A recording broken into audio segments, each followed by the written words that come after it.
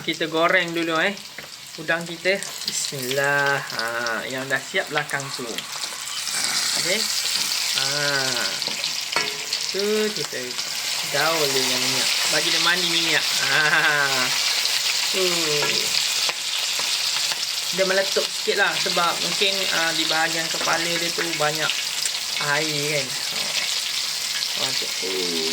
Layan terbalikkan lah, jangan sampai dia hangus. Okay. Alright, cik tangga goreng dulu. Lepas resepi rahsia kita dah siap. Okay. Ini namanya butter prawn. Resepi rahsia. Sebab apa rahsia? Sebab butter prawn jiran pasti terbau. Okay, alright. So lepas kita dah masuk ni, kita gaulkan udang ni biar dia serata lah. Okay.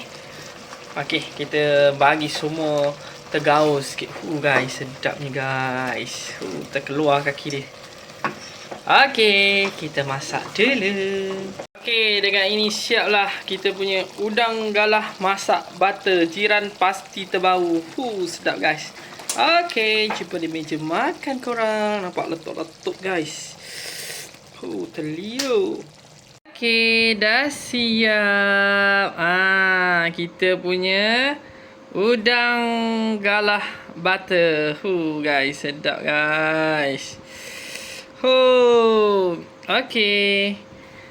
Itu saja perkongsian cik tangga buat korang. Jom dinner.